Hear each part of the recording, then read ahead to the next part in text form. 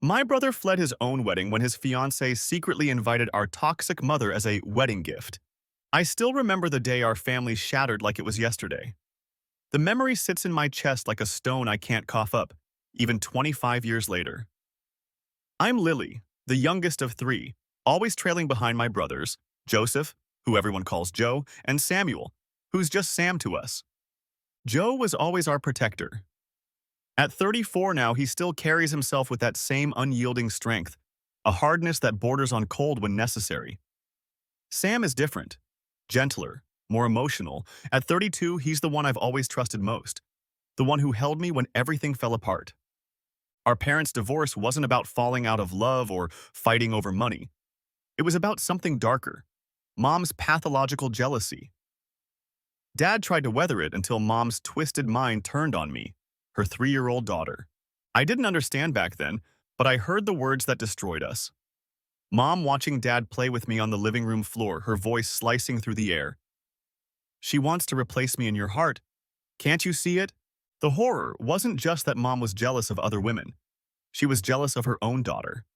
As days passed, her accusations grew more disturbing. You treat her like your second wife. Dad realized then that staying wouldn't just ruin him. It would destroy us all. After the divorce, Mom quickly remarried, bringing 2 stepchildren into our lives. To her, family was just a chess game to prove to Dad she didn't need him. The truth? She didn't love anyone, not even her own children. And we 3 siblings were the ones she hated most. When Dad remarried, Mom exploded. She screamed obscenities about his new wife. You were cheating all along, weren't you? That woman is garbage, and so are you. Then came the turning point. Dad's new wife died in a terrible car accident. Dad called Mom in the middle of the night, devastated, asking to pick us up early. Mom's response? She took us on a vacation like it was a celebration. When we found out and cried, Mom just shrugged. Only useless people cry over meaningless things. In that moment, something broke forever. Dad fought for full custody, and we stopped calling her Mom. She became just another woman who happened to give birth to us.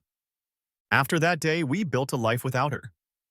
Dad became both parents to us, and we formed our own little tribe, broken but healing. Years passed, and we grew up carrying those scars, invisible but always there. Sam met Danielle 3 years ago. She was everything he thought he wanted. Beautiful, smart, socially adept.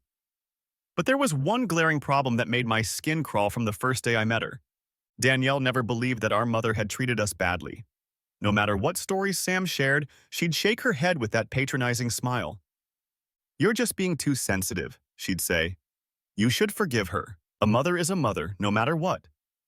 Each time she said those words, I'd see something in Sam's eyes die a little. Joe and I hated Danielle for it, but we stayed quiet. It was Sam's life, his choice. Who were we to interfere? But the battle between us and Danielle was silent and constant. She repeatedly tried to convince Sam to reconnect with our mother. He refused, but love made him overlook their arguments. I wondered if Danielle truly loved Sam or just wanted to fix him to match her worldview. Eventually, she seemed to drop the subject. We thought she'd finally understood. We were wrong. It was just the calm before the worst storm of Sam's life. When Sam proposed to Danielle, she accepted immediately. We supported him despite our misgivings, that gnawing feeling that something wasn't right. What none of us knew was that on the guest list, Danielle had secretly changed our mother's name to hide her invitation from everyone. The wedding day arrived. Everything seemed perfect. The church decorated with white roses and ribbons, sunlight streaming through stained glass. Nothing seemed amiss, and that's what terrified me most in retrospect. Walking into the church, my heart stopped. There in the front row sat our mother, her husband, and his 2 children. My blood turned to ice. I frantically called Joe. He rushed over, his face pale with fury. Sam pulled out his phone with shaking hands and called Danielle. Did you know about this? His voice was barely a whisper. Danielle's reply was casual, almost cheerful. I invited them. I thought it would be a wonderful surprise for you. Those words shattered everything. Sam hung up without speaking. He stood frozen for several seconds, his face unreadable. Then, without hesitation, he turned to Joe. Get me out of here. The wedding was called off in that moment, but this was only the beginning of our nightmare. As Sam hung up the phone, I watched something break in his eyes. It wasn't anger I saw first. It was a bone-deep shock that sent visible shivers down his spine. Joe stood beside him, waiting silently for Sam's decision. The church was filling with guests, everyone oblivious to the disaster unfolding. That single sentence from Sam, "Get me out of here," was all Joe needed. Without questioning, he grabbed Sam's arm and steered him toward the exit. I followed them, my heart hammering against my ribs so hard I thought it might crack. Inside the church, as we fled, chaos was brewing. Guests began whispering when they realized the groom hadn't appeared. Danielle was still in the waiting room, blissfully unaware that her wonderful surprise had destroyed everything. In the front row, our mother sat with a satisfied smile, as if watching the culmination of a long-planned victory. Some of our relatives were starting to notice her presence, their faces shifting from confusion to horror as recognition dawned. Joe, always the protector, stayed behind to handle the fallout. He stood in the center aisle, his voice deep and unwavering. "Sam will not be coming. The wedding is over. Please go home." A deadly silence fell over the church. Then Danielle emerged from the waiting room, her white dress billowing around her, face contorting when she realized what was happening. "What? Where is he?" she demanded, panic rising in her voice. Joe's eyes remained ice cold. "Did you really think Sam would marry you after what you did?" Danielle began trembling, the reality of her miscalculation finally hitting her. Her family erupted in outrage. Her mother screamed, "You're humiliating my daughter!" while her father shouted, "That coward needs to take responsibility." Our mother, ever the manipulator, seized her moment. She dabbed at fake tears with a handkerchief, playing the victim masterfully. "My children are so cruel to me," she whimpered. Some guests, those who didn't know our history, rushed to comfort her. Meanwhile, Sam and I were already in the car with some relatives heading home. But Danielle wasn't ready to let go. She burst out of the church, her white dress smeared with makeup and tears, and chased our car down the street. "Sam!" she screamed, stumbling in her heels. "Talk to me! You can't do this to me!" The spectacle was witnessed by everyone. Passers-by stopped to stare at the bride screaming in the middle of the road. When we finally reached home, the attacks continued. Danielle's parents called, demanding reimbursement for every penny they'd spent on the wedding. "If you won't marry our daughter, you'll pay back every cent," her father threatened. Sam didn't care. He was willing to return everything just to be free of them.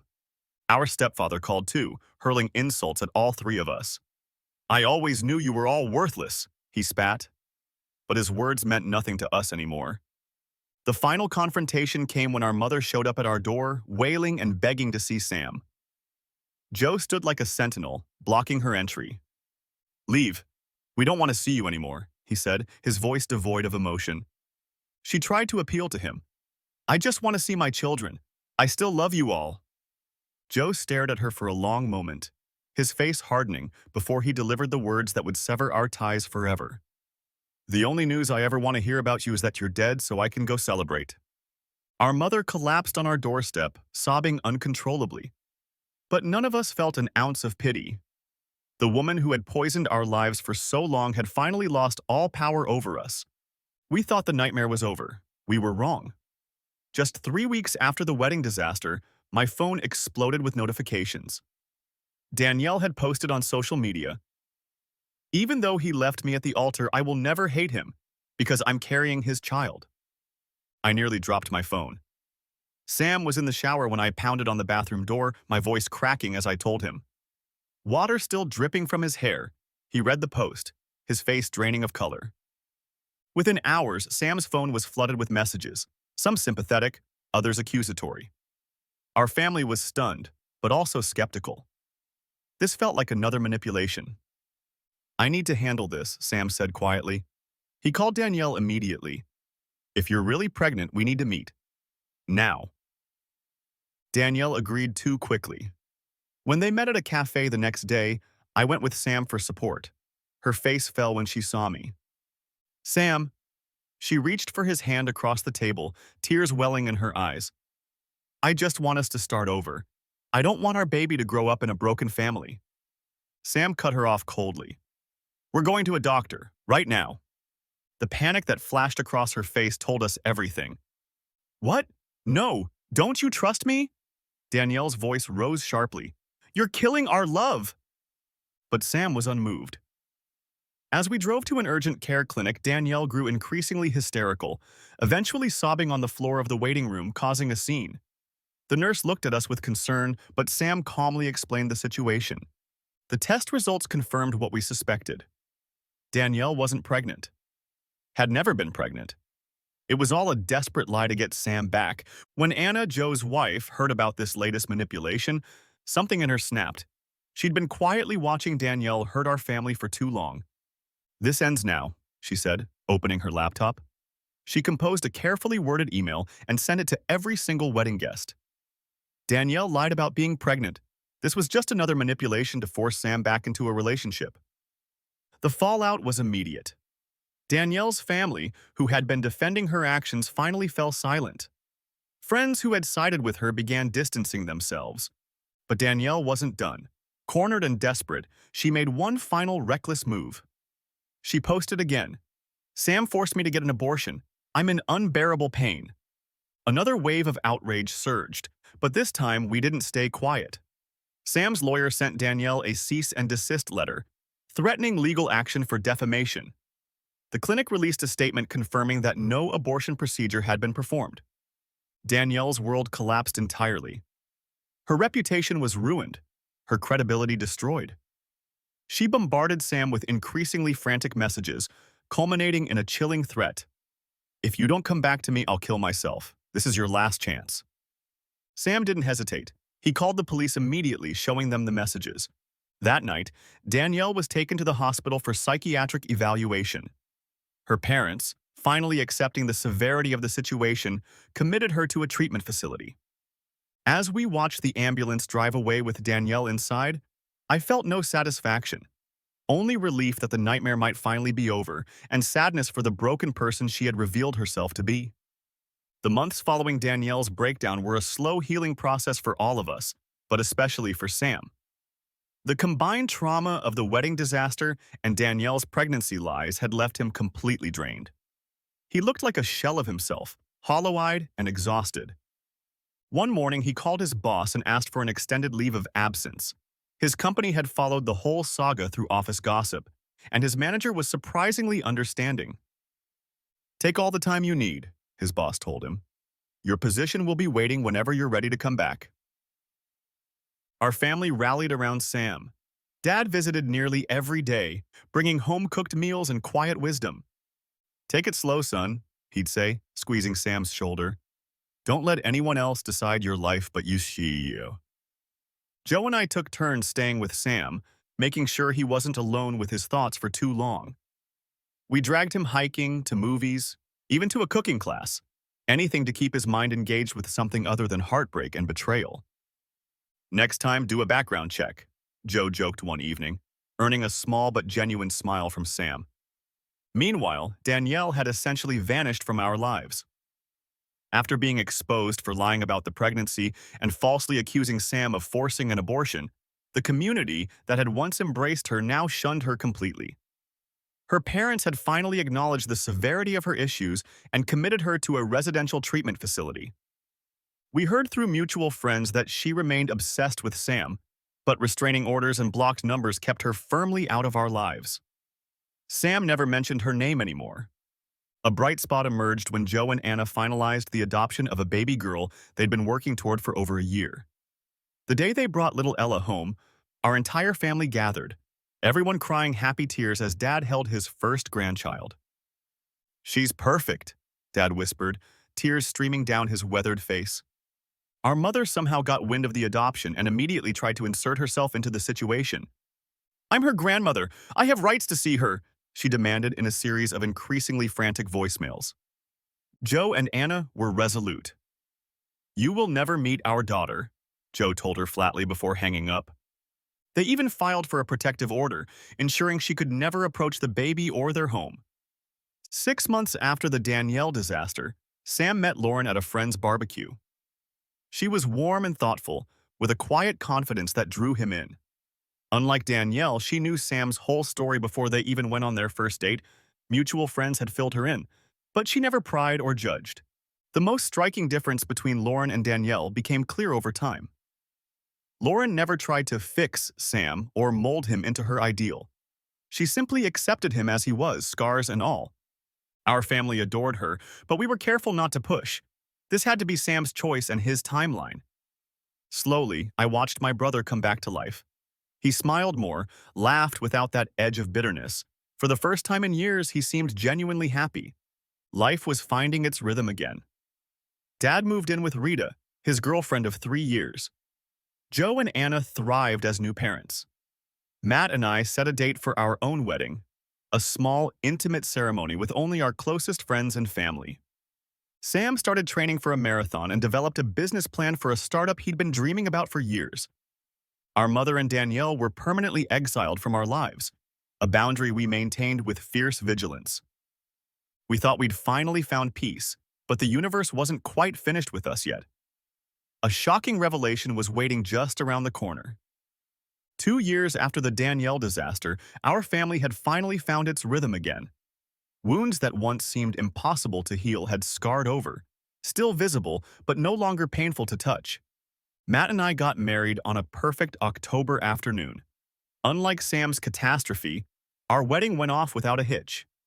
Dad walked me down the aisle with tears in his eyes. Joe stood as Matt's best man. And Sam, in a moment of perfect humor, served as my man of honor. The night before the wedding, at our rehearsal dinner, Sam received a series of gag gifts from our friends, all Julia Roberts' Runaway Bride t-shirts. A year ago, the joke would have cut deep. But that night, Sam laughed harder than anyone, even posing with the shirts for photos. He'd finally moved past the pain. After dinner, Lauren pulled Sam aside to a quiet corner of the garden. I watched from a distance as she took a deep breath and said something that made Sam's eyes widen. Then, to everyone's shock, Lauren dropped to one knee and pulled out a small box. "Do you plan on running away this time?" she asked, loud enough for us to hear. Our entire family froze, collectively holding our breath. For a heartbeat, the world stopped spinning. Then, without a moment's hesitation, Sam's face broke into the brightest smile I'd seen in years. "No," he said clearly. "I'm not running anywhere." This time, he would see it through. After my wedding, the 3 of us siblings found ourselves sitting on Dad's back porch late one night, watching the stars and sharing a bottle of whiskey. "I never thought we'd make it here," Joe said quietly, swirling the amber liquid in his glass. "But we did," I replied, leaning against my brothers. Sam looked at us both, his eyes reflecting the moonlight. "We really did." From a broken family, we'd built something whole in our own way. We'd created a family without our biological mother, without Danielle, filled only with people who truly loved us. Our mother never appeared again in our lives. None of us knew where she was, and frankly, none of us cared. Danielle had vanished as well, becoming nothing more than a cautionary tale, a ghost that no longer haunted Sam's steps. We had won, not through hatred or revenge, but by building better lives, by choosing happiness over the poison of the past. As the night grew deeper and the stars brighter, I looked at my brothers, these men who had stood between me and the world's cruelty since I was a child, and felt a peace I never thought possible. "We used to be broken children," I said softly, "but now we're a family, and we'll never let anyone break that again."